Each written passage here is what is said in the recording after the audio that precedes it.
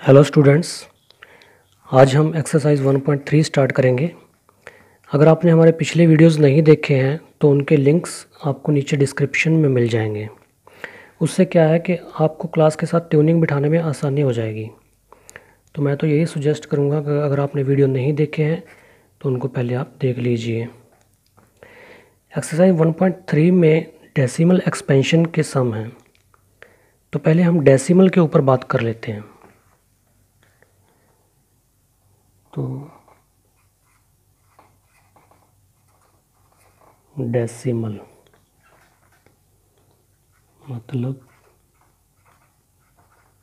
दशमलव,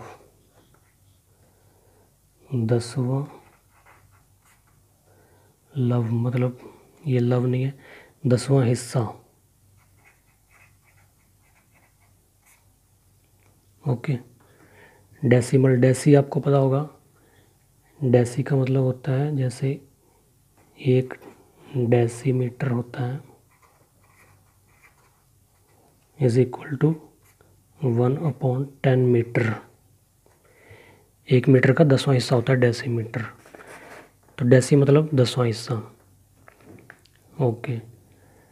तो डेसिमल में क्या होता है, अब जैसे कि फॉर एग्जांपल 1.6, ये क्या है 1.6। तो ये क्या है, ये मतलब इसका मतलब ये है कि ये एक से तो बड़ी है इसकी वैल्यू। तो ये एक तरीके का फ्रैक्शन होता है दशमलव का भी, दशमलव भिन्न बोलते हैं इसको। तो ये एक से बड़ा है, लेकिन नेक्स्ट नंबर है 2। तो लेकिन 2 नहीं आया है, ये 2 से छोटा है। तो मतलब ये 1 और 2 के बीच में लाई करता है। तो आपने पहले छोटी क्लासेस में पढ़ा होगा, नंबर लाइन पे हम इनको दिखाते थे 0, 1, यहाँ पर ये 2। अब 1.6 अगर हमारे को शो करना है तो इसमें क्या होता है 10वां हिस्सा, मतलब इसके हम 10 पार्ट कर लेते हैं। 1 और 2 के बीच में हम इसके 10 पार्ट करेंगे। पहले हम एक लाइन बीच में लगाएंगे, फिर अब इसमें 1, 2, 3, 4 और ये 5वीं, फिर ऐसे इधर 1, 2, 3, 4 और ये 5वीं। ओके, इनको फिर हम नंबरिंग कर देते हैं 1, 2, 3, 4, 5, 6, 7, 8, 9 और 10। ओके, ये इसके बीच में ये है। तो ये इतना, ये 1 हो गया, ये 2 हो गया, ये 3 हो गया, 4, 5, 6, यहाँ पर जाकर ये हो गया 6। तो यहाँ से लेकर यहाँ तक ये है 1.6। ये 1.6 को रिप्रेजेंट करता है। तो आपको याद आ गया होगा, पहले आपने इस तरीके से किया था और इस क्लास में भी अभी आगे हम करेंगे इसको। तो एक तो बात ये थी। दूसरी बात मैं आपको जो समझाना चाहता हूँ वो ये है कि डेसिमल जो है वो हर एक इंटीजर में लगा होता है। कैसे होता है, जैसे कि हम लिखें 12, तो इसमें डेसिमल जो है कहाँ पे है, इसमें डेसिमल है यहाँ लास्ट में होता है, और इसके बाद 0 हम लगा सकते हैं, 0 फ्री होती है। इसके बाद दशमलव के बाद कितनी भी आप 0 लगा सकते हैं इसमें, तो इसकी वैल्यू नहीं चेंज होती है। ओके। तो ये कोई भी है, हमारा 5 है तो इसको हम लिख सकते हैं 5.0। तो इसको हम इसलिए नहीं दिखाते क्योंकि अब ये वही है कि 12 के बाद, 12 के बाद जो नेक्स्ट नंबर है उसके हमने 10 हिस्से किए और 10 में से हमने कितने लिए 0। 0 मतलब कि कुछ लिया ही नहीं है, तो 0 की कुछ वैल्यू है ही नहीं है, तो इसीलिए हम 0 को नहीं लगाते। और जब कुछ लगाना ही नहीं है तो फिर हम डेसिमल को भी नहीं लगाते, तो सिर्फ हम इसको 12 लिख देते हैं। लेकिन अगर हमसे कोई पूछे कि 12 को डेसिमल फॉर्म में लिखो तो हम डेसिमल फॉर्म में इसको 12.0 लिख सकते हैं। ओके, उम्मीद है आपको ये समझ में आ गया होगा। तो अब इसमें दूसरा मैं ये बताना चाहता हूँ आपको कि इसमें अगर हम किसी चीज़ को 10 से मल्टीप्लाई करते हैं, 12 × 10, तो ये सबको पता है ये 120 होता है। ओके, तो अभी जैसे हमने एक्सप्लेन किया है कि 12 का मतलब है, 12 को हम लिख सकते हैं 12.00 और 120 को हम लिख सकते हैं 120.0, क्योंकि 0 1 लगाओ या 2 लगाओ कोई फ़र्क नहीं पड़ता, वैल्यू उतनी ही रहेगी उसकी। तो अब देखो हमारा इसमें क्या था, यहाँ पर भी 1200 और यहाँ पर भी 1200। सिर्फ तो डिफरेंस क्या हुआ, हमने इसको 10 से मल्टीप्लाई किया तो क्या हुआ, देखो ये जो हमारा डेसिमल था यहाँ पे था पॉइंट, ये एक जगह कूद के यहाँ पे आ गया। देखो 120 के बाद आ गया, पहले यहाँ पे था फिर यहाँ से यहाँ पे कूद गया। ओके, अगर हम 10 से किसी चीज़ को मल्टीप्लाई करते हैं तो हमारा एक डेसिमल प्लेस इधर कूद जाता है। तो ये सिर्फ 0 के केस में ही नहीं है, चाहे कुछ भी है, हमारा यहाँ पे ले लो 15.58 × 10, तो इसमें भी क्या होगा, ये एक डेसिमल इधर कूद जाएगा इज इक्वल टू 155.8। ओके, तो अब इसमें अगर हम वापस चलें तो जैसे 12 को हमने 10 से मल्टीप्लाई किया 120 आ गया। अब हम 120 को 10 से डिवाइड कर देते हैं वापस, 10 से पहले मल्टीप्लाई किया तो 10 से डिवाइड करेंगे तो ये 12 आ जाएगा। तो अब क्या हुआ, जब हमने डिवाइड किया इसको तो ये 120.0 से 12.00 हो गया। यानी कि अगर हम डिवाइड कर रहे हैं तो ये दशमलव आपका एक स्थान इधर से इधर कूद जाता है, लेफ़्ट की साइड में आ जाता है। ऐसा क्यों होता है, क्योंकि पता है हम किसी चीज़ को मल्टीप्लाई करते हैं तो वो बढ़ती है, वैल्यू उसकी बढ़ेगी तो इस साइड में जाएगी, वो इस साइड में जाएगी तो बढ़ेगी, इस साइड में हम 0 लगाएंगे तो बढ़ेगी वैल्यू। और अगर कम करेंगे, डिवाइड करने से वैल्यू कम होती है, तो 120 10 से डिवाइड करेंगे तो वैल्यू इसकी कम हो जाएगी, ये एक 0 कट जाएगी, इधर आ जाएगी इसकी वैल्यू।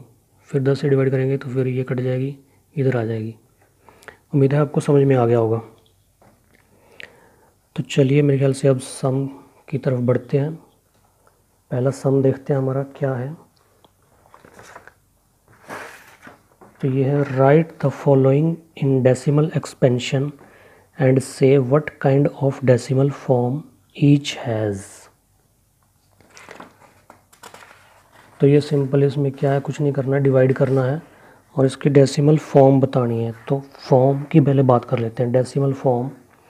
अभी डेसिमल फॉर्म हमारी जो है 3 टाइप की होंगी। 3 टाइप की कौन कौन सी होंगी, इसमें 2 टाइप तो आपकी होंगी रैशनल नंबर्स की,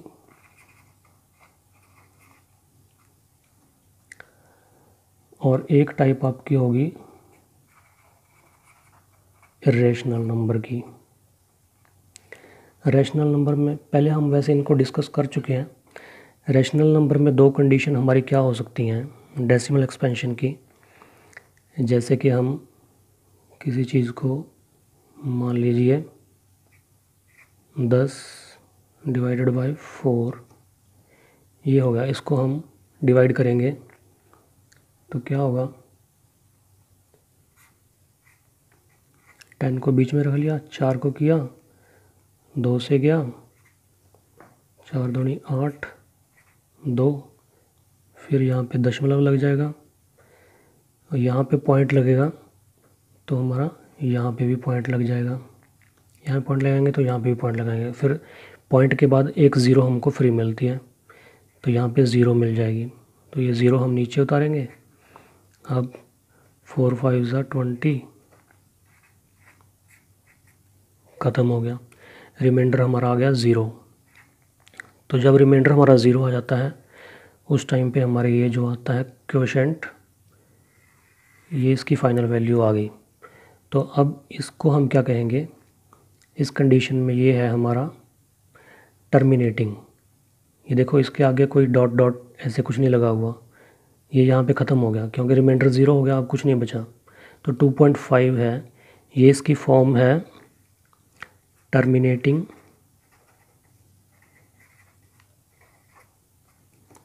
टर्मिनेटिंग मतलब ख़त्म हो जाने वाली, टर्मिनेटिंग का मतलब होता है ख़त्म हो जाना। तो टर्मिनेटिंग, बस ये टर्मिनेटिंग ही है। ओके, टर्मिनेटिंग या नॉन रिपीटिंग है, नॉन रिपीटिंग का तो मतलब ही नहीं है, जब टर्मिनेट ही हो गया तो ये टर्मिनेटिंग है। ओके, तो दूसरी कंडीशन क्या होती है हमारी, दूसरी कंडीशन होती है हमारी, जैसे कि मान लो 10 डिवाइडेड बाय 3, तो इसको करते हैं हम, 3 को डिवाइड किया 10 से, 3 तिया 9, 1 बच गया। अब यहाँ पे ख़त्म हो गया, यहाँ पे पॉइंट लगाएंगे और यहाँ पे भी पॉइंट लगाना पड़ेगा। पॉइंट के बाद हमको एक ज़ीरो मिल जाएगी, ज़ीरो नीचे उतरेगी, फिर 3 तिया 9, देखो फिर 1 आ गया। अब जब वही 1 आ गया तो यहाँ पे भी वही रिपीट होता जाएगा। यहाँ पे पहले 1 आया था, आगे वही प्रोसेस चलती रहेगी, फिर ज़ीरो उतारेंगे, फिर 3 पे जाएगा, तो ये आगे ऐसे चलता जाएगा। तो अब ये क्या आ गया इसमें 3.333, ऐसे आते जाएंगे 333 आता जाएगा। तो अब ये क्या हो गया, ये देखो 333 रिपीट हो रहा है और ये टर्मिनेट भी नहीं हो रहा। तो ये क्या कंडीशन है, इसको हम बोलेंगे non terminating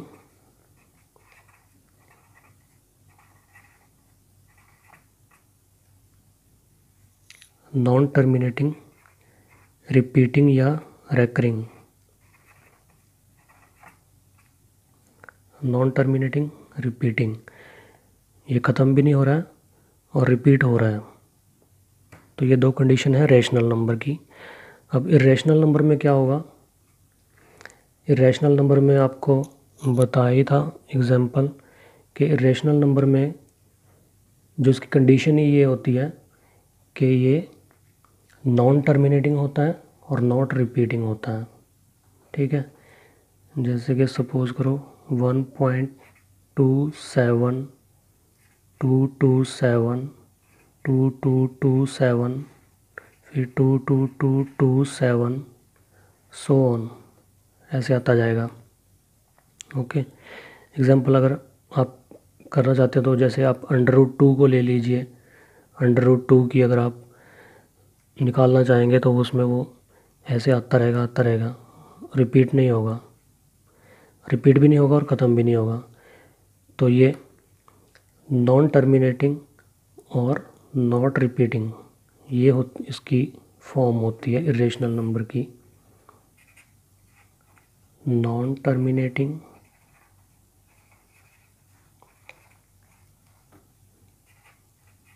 not repeating. Okay, तो यही हमारी कंडीशंस होंगी इसमें, जो भी है फर्स्ट सम ये 36/100, 36/100। तो अभी जैसे हमने देखा था पीछे कि अगर हम 10 से डिवाइड करते हैं तो क्या होता है, हमारा एक प्लेस इधर कूद जाता है पॉइंट। इसमें हमको मालूम है कि ये यहाँ पर हमारा पॉइंट है, यहाँ पे ज़ीरो है। ओके, तो अब 10 से डिवाइड करते हैं तो एक पॉइंट इधर कूदता है। अब 100 से करेंगे तो 2 प्लेस इधर कूद जाएगा, 1 2, तो हमारा पॉइंट यहाँ पे आ जाएगा इज़ इक्वल टू 0.36। ये आ जाएगा। तो अब ये कैसा है, ये देखो आगे इसमें कुछ भी डाउट वाउट लगा नहीं हुआ है, तो ये रिपीट नहीं हो रहा है, तो ये है टर्मिनेटिंग।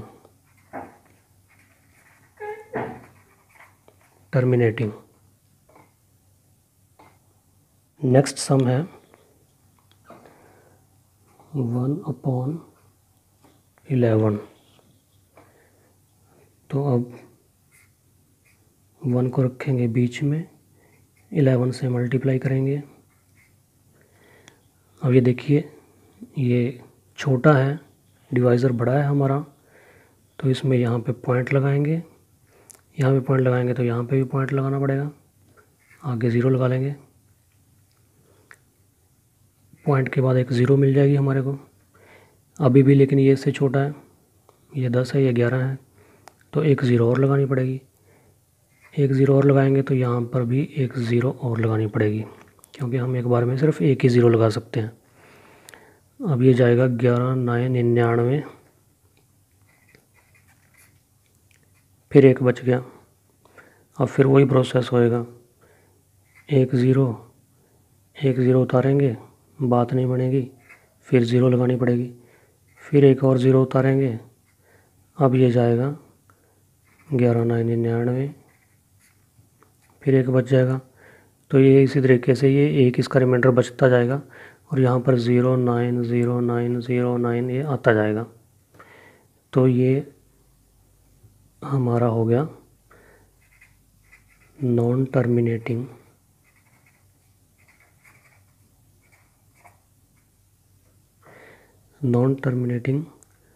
And repeating.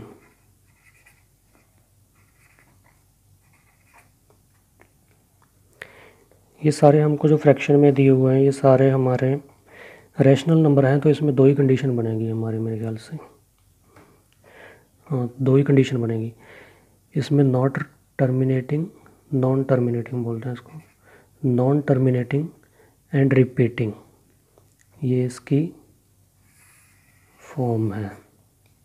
ओके, इसको हम इस तरीके से भी लिख सकते हैं, 0.09 बार का क्या मतलब होता है, जो चीज़ बार बार रिपीट होती है उसके ऊपर हम बार लगाते हैं। अब इसमें देखो 0 9 0 9 0 9, 0 और 9 दोनों रिपीट हो रहे हैं, तो 0 9 के ऊपर बार लग जाएगा। अगर हमारा ये होता, सपोज करो कि 9 9 9 9 आ रहा होता, तो सिर्फ 9 के ऊपर बार आता। तो अब हम इसको 0.09 बार लिख सकते हैं। नेक्स्ट सम देखते हैं। नेक्स्ट सम है हमारा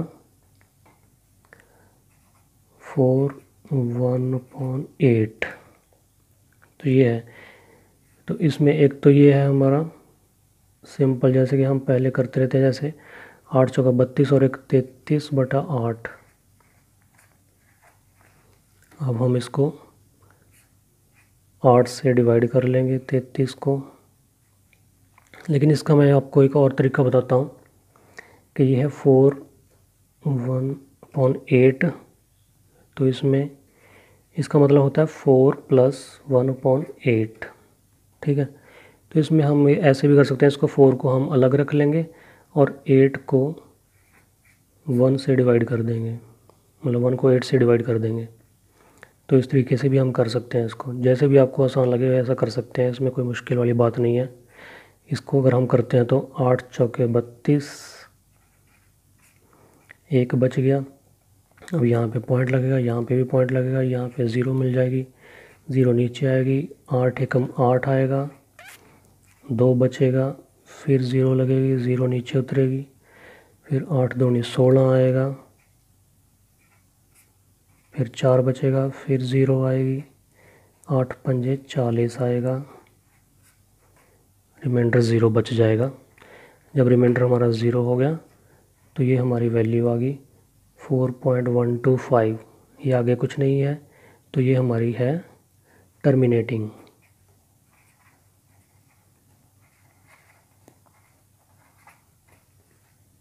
ओके, नेक्स्ट सम है हमारा 3/13। 3/13 ये हमारा डी है। इसमें क्या है हमारा 13 बाहर रहेगा, 3 अंदर आ जाएगा, 3 छोटा है, यहाँ पे पॉइंट लगेगा, यहाँ पे भी पॉइंट, इसको मैं ऊपर लिख देता हूँ 0 पॉइंट, यहाँ पे पॉइंट के बाद 0 मिल जाएगी हमारे को। तो 13 दूनी 26, 4 बचा, 0 आई, 13 3 39, 1 बचा, 0 आई, छोटा रह गया, एक और 0 लगेगी, फिर एक और 0 आएगी। तो 13 8 104, 13 7 91, 9 बच जाएगा, फिर 0 आएगी। अब 13 6 78,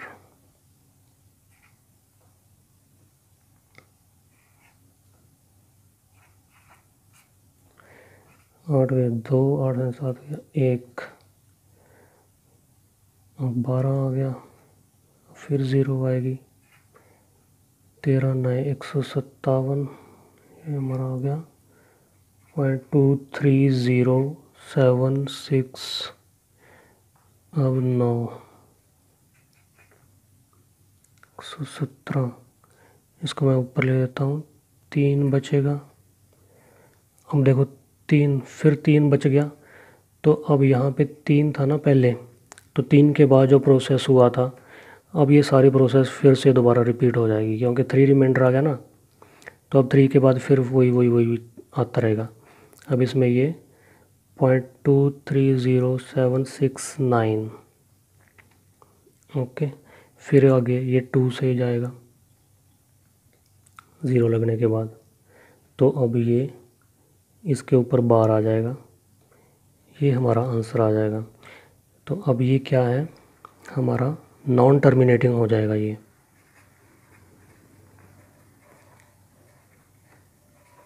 non terminating repeating, okay. Next देखते हैं, हमारा नेक्स्ट है 2/11।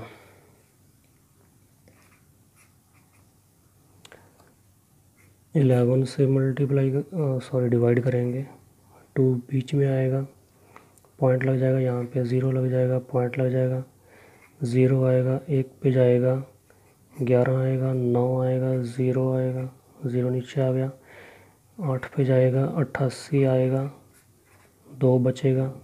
देखो फिर रिमाइंडर 2 आ गया, तो आगे जो भी प्रोसेस पहले हुआ था वही होता जाएगा। फिर 0 आएगा, फिर 1 पे जाएगा, फिर 9 आएगा, 11 8 88। तो इस तरीके से 181818 ऐसे आता जाएगा। तो मतलब ये 0.18 बार, यानी कि ये आ जाएगा हमारा नॉन टर्मिनेटिंग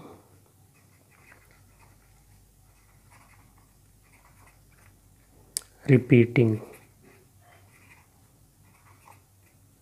ओके। नेक्स्ट है हमारा F 329/400। अब इसको हम लिख सकते हैं 329/4 इंटू 100। अब 100 से डिवाइड हो गया, तो ये 2 पॉइंट इधर कूद जाएगा, हमारा 3.29 हो जाएगा, इज इक्वल टू 3.29/4। तो 4 से हम इसको 3.29 को डिवाइड कर देंगे।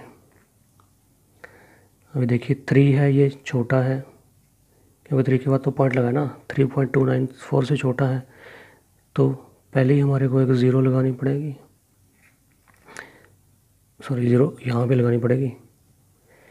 तो अब ये जाएगा 4 8 32, ऊपर से 9 आया, 4 दूनी 8, 1 आया, 0 आई, 4 दूनी 8, 2 आया, 0 आई, 4 5 20, ख़त्म। 8225 ये आ जाएगा हमारा टर्मिनेटिंग। तो स्टूडेंट्स, आज की क्लास हमारी थोड़ी सी लंबी हो गई, तो इसलिए क्लास को हमको यहीं पे ख़त्म करना पड़ेगा।